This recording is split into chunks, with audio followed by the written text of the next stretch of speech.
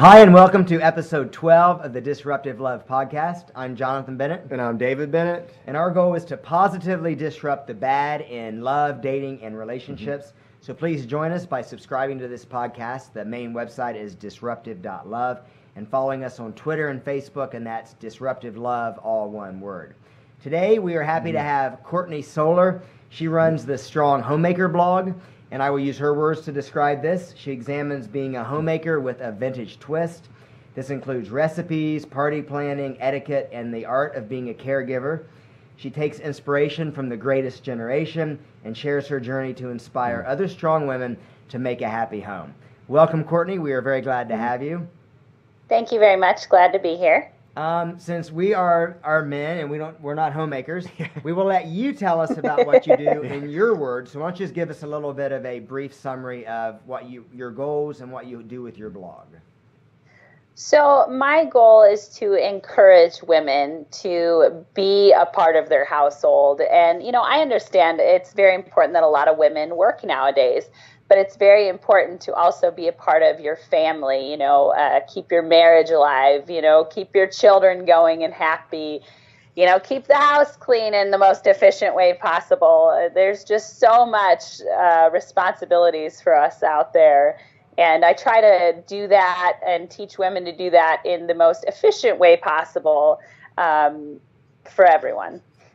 That's great, and I noticed. You always sorry, I'm tripping over my words here, but even on your blog, you really had to emphasize that you're not being political. You're just doing what you want to do, and I find that a little bit disconcerting that people have to do that nowadays. You make a choice, but it's almost like you have to give 5 minutes of this prep that I'm not telling you what to do. I'm not being political. And I think that's very unfortunate because you're making a choice you want to make and you have to do that. That brings me to my first question. There's a lot of stigma against someone who makes this choice. Have you encountered any of that negativity? And if so, would you like to tell us a little bit about it? Sure. I actually have encountered some negativity, and I won't go as far as to name names or anything we don't want that. You speak generally.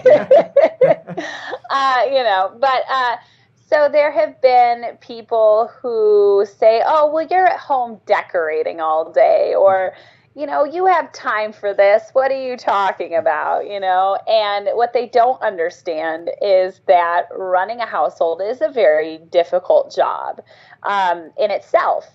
And, there are some women that might sit around and eat bonbons all day. I am not one of them. And in fact, my husband, he was wounded serving in Iraq in 2007. He took 7 bullets. Wow. And so I also have to take care of him. So not only am I doing, the typical woman jobs, I don't, laundry, cleaning, things like that, because we're old fashioned in this house. Whatever everybody else does is fine, but we do things a certain way. And I also have to pick up the slack for things my husband can't do. And people seem to think that I sit around all day on Facebook and all this other stuff, and I don't have time for that. I don't do that all day. I have a lot to do in my life.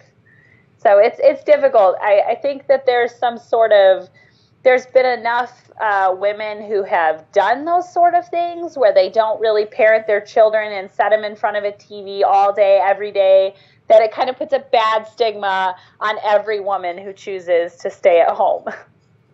That's interesting because so in other words, they think that the stuff you do doesn't really count. So they go to work and they do their thing. They're probably on Facebook most of the day at work themselves, probably. So, Yeah, and I just and to each their own, but I don't sit on my butt, and that's sort of something I face is, oh, you have time for this. What are you doing with your life? And don't you have any goals for yourself?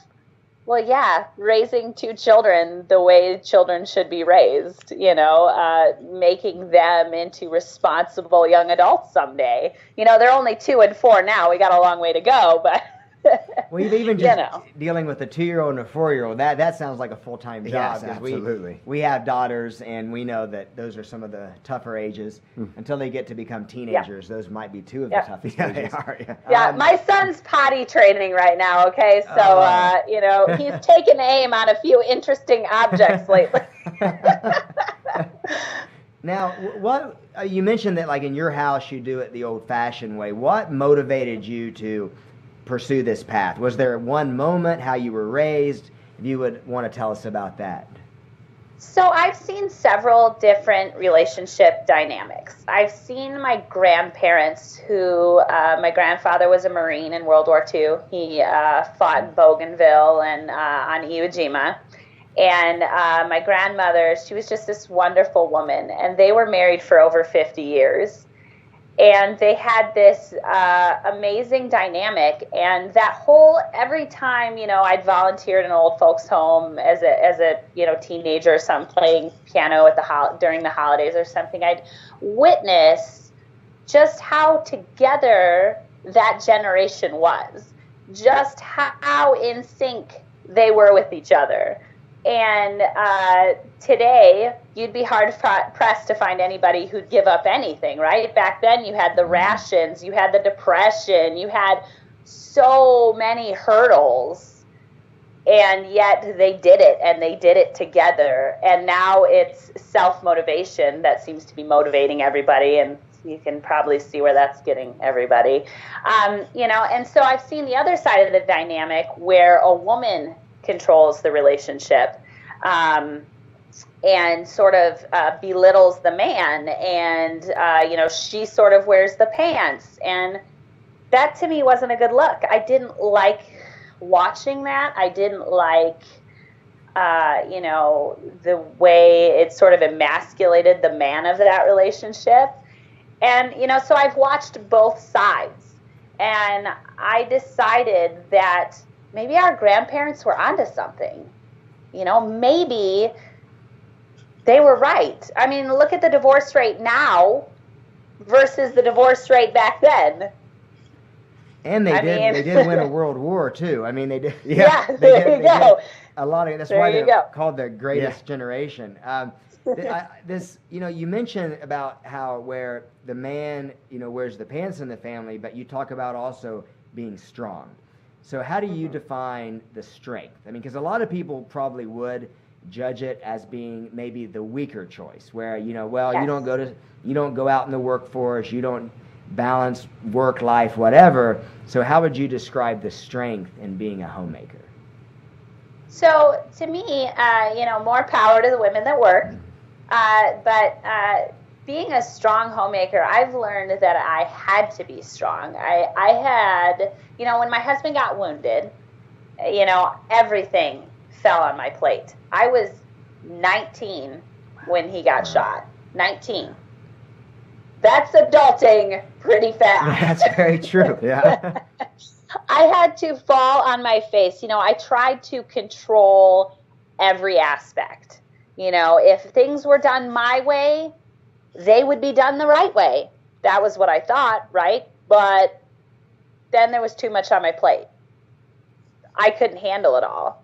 I had to learn to trust my spouse, which is important in any relationship. It's just to what degree people choose to take it. And so I chose to let go of some things and say, you know what? I'm going to, because, my husband wanted to participate in things. I'd be like, I'll just take care of it, And finally I was like, you know what? I'm falling apart. I hit rock bottom. I was crying almost every day. I was overwhelmed. I was overworked, and so finally I allowed my husband to step in and make decisions that are no longer on my shoulders. That's a lot of strength to trust somebody else to handle certain things, because you're like, well, what if this turns out wrong? Especially when you come from an idea that I should be handling it, So that's kind of where the strength comes from. It looks different, right, compared to a woman that has to balance work and school and parenting and marriage and all this other stuff. But my challenges are juggling caregiving, being a wife, keeping the house in order, parenting 2 toddlers, and like I said, my son just peeing on interesting things lately. And so it's just a matter of the set of challenges everybody faces. So what would you say to like a woman maybe who is frustrated maybe with trying to make all that work, home life, keeping everything together, like being in complete control? What would you recommend she do? Like how do you give up all that? Well, it's very difficult, but I think that especially as a woman, when you realize you're crying every day and you're just not a joyful person to be around because you're so stressed out, it's time to let go. And to do that, I think it's important that you trust your spouse. What things can you give up on? And maybe it's small steps. Maybe it's everything at once. That's fine too, if you can handle it.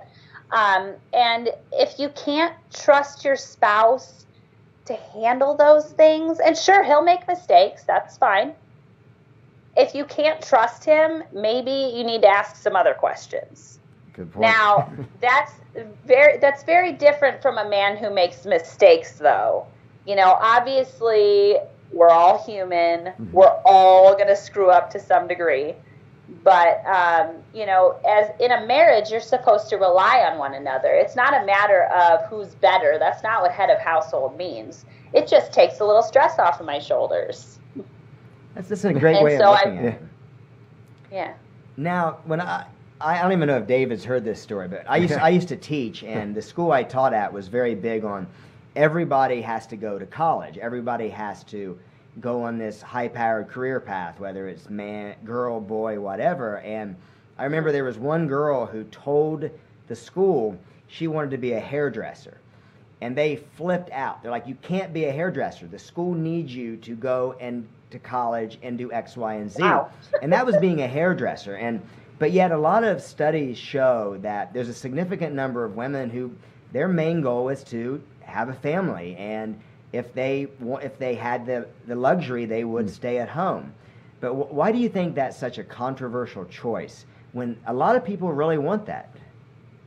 Right. I think that it's sort of ever since kind of I want to say 70s, when women went to work in World War II, but a lot of them came back home or still did sort of what you would back then call, jobs fit for women, secretarial, operator, hairdresser, the switchboard operator people, but a lot of them came back home. But in the 70s, during the women's revolution, women's rights and everything, women started going to work.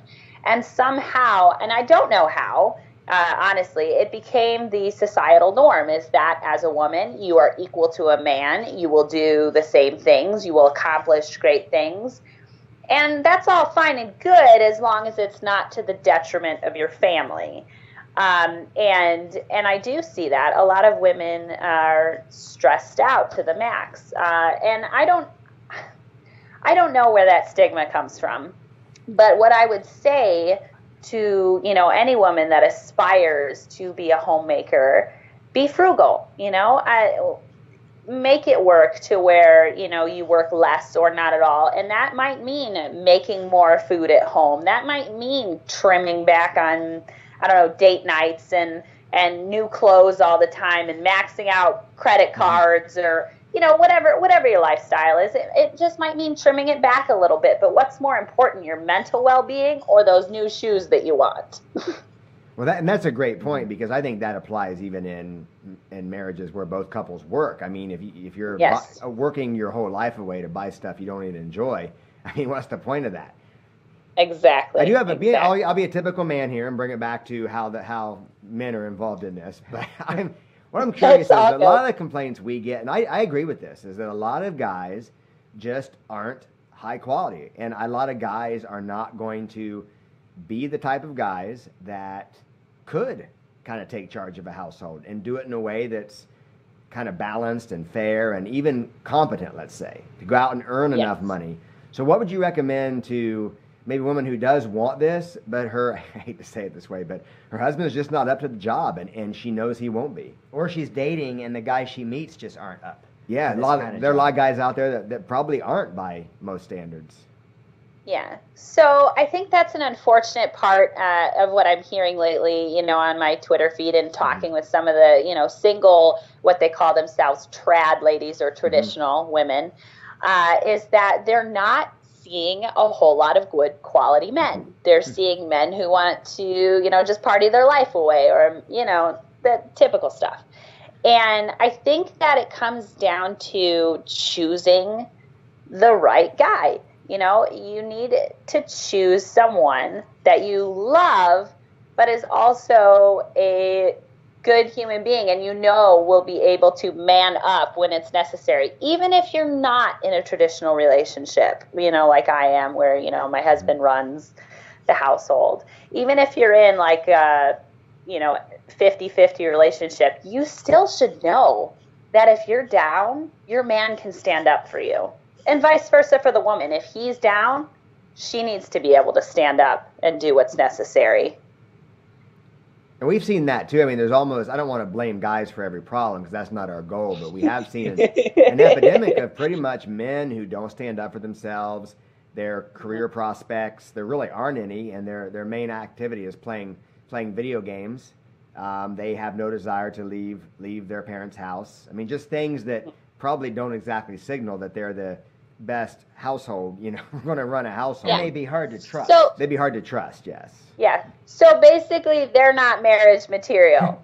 I mean, that's blunt, right? That's true. But it's just the truth. If you're picking a partner for the rest of your life, guys, this is what marriage is supposed to be. The rest of your life until death do us part. See, divorce, that's another story, but divorce is a little too convenient. And, if it doesn't work, we'll just get divorced. Well, divorce isn't, dating and breaking up. It's bigger than that. But, nowadays that's a little more societally acceptable. But choose a partner who will stand for you when it's needed. I mean, whatever it is. And if there's hope, or if you really care about the gentleman, talk to him about it. Say, I really care about you. These are my goals in life. How can we make that happen? If he doesn't have a reasonable answer, then I would question what you're doing.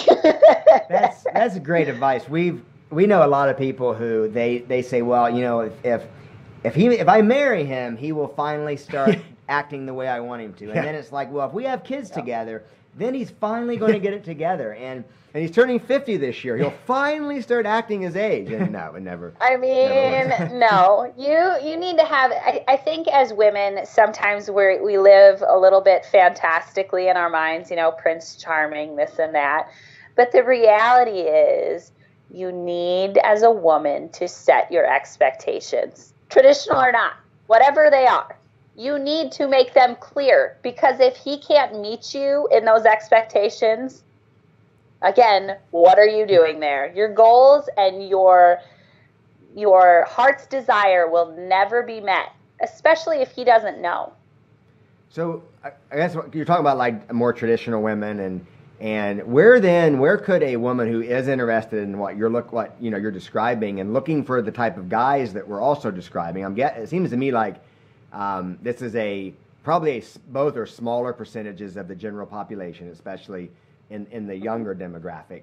So where would you recommend a woman go to meet a guy, or a guy who's looking for a more traditional woman? Where would you recommend they go to meet people? Because online, I think a lot of people hate the online experience. I've never done online dating. I met my husband, like I said, we were both, I was 18 when I met him. We met in March of 2007 and married in May, and everyone was like, you did what? Wow. You married somebody like that? We didn't even invite anybody. We got married at the courthouse. So yeah, I think that when you know, but so my advice, maybe church, if you're into church, There's a lot of wholesome individuals who, at that point, if you are already going to church and they're going to church, they may have the same goals and same morals and values that you have. The other place, see, and I've heard the same thing about online dating from one of my traditional lady followers. She said it's like a cesspool of terrible men. Gosh, I mean, I don't know. Maybe spot with this because it is a challenge. I mean, this is a challenge everybody has. It is a challenge. Yeah. It is a challenge to find the right guy. Maybe we need to go back to old-fashioned meeting people the way we used to back in the day. So and so is going out on a date. Would you like to double date with them? In fact, that's how my grandparents met. Well, I think the research is that people still mostly meet the longer-lasting relationships in real life. The online dating stats, as far as lasting, are not very very successful. Right. Just like any other social media, you could embellish things or act like you're one way, sort of like the honeymoon phase, but more dramatic online. Yeah.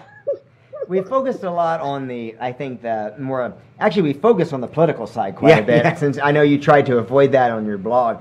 What advice would you, let's say, theoretically, there are two guys who are not the most clean guys in the world. They get busy and their house isn't all that well kept.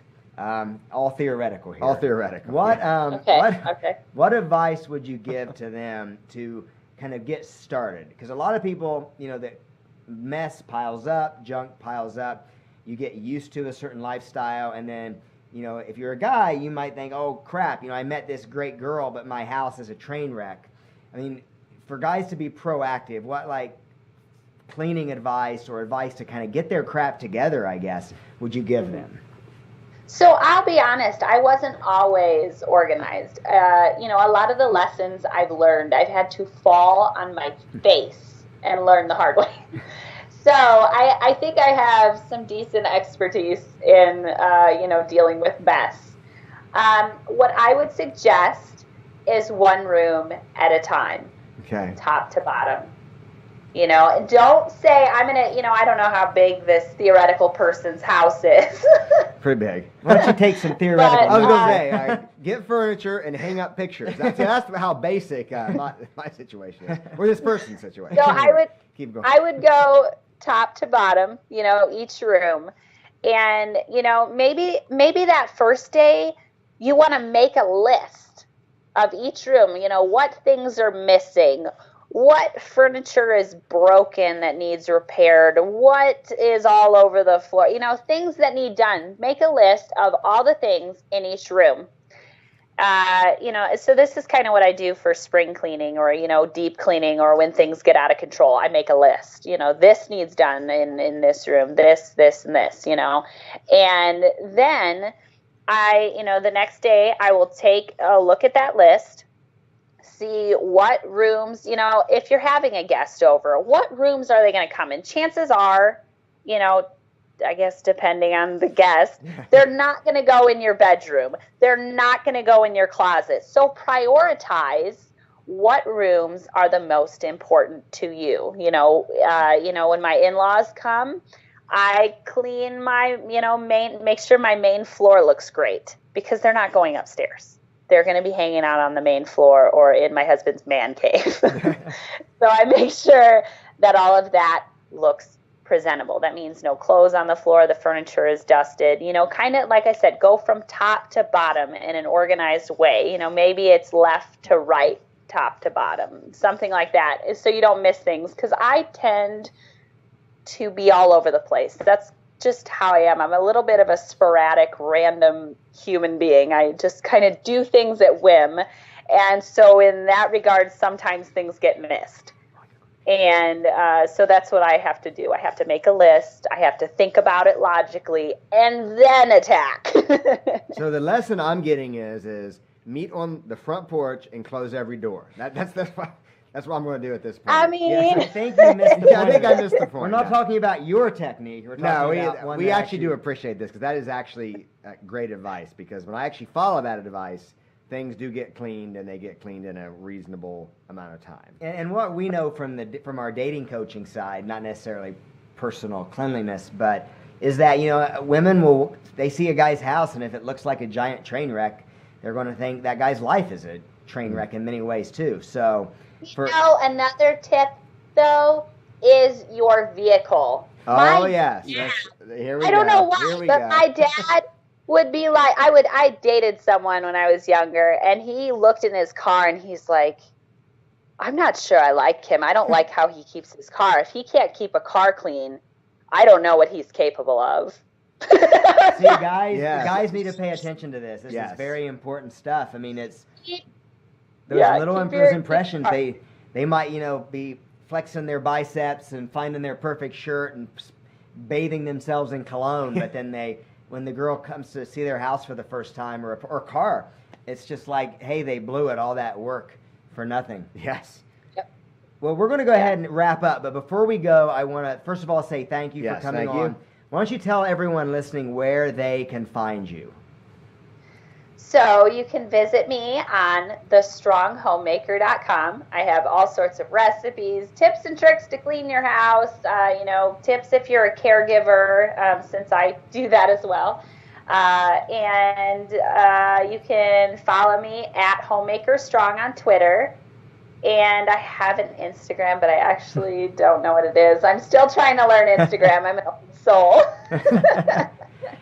Well, we want to thank you again for coming on. We really enjoyed it. I want to say, too, thank you to your husband for his service, and I know being a military wife, everything you've done for him, thank you for that as well. Yeah. So we just want to throw that out there, too.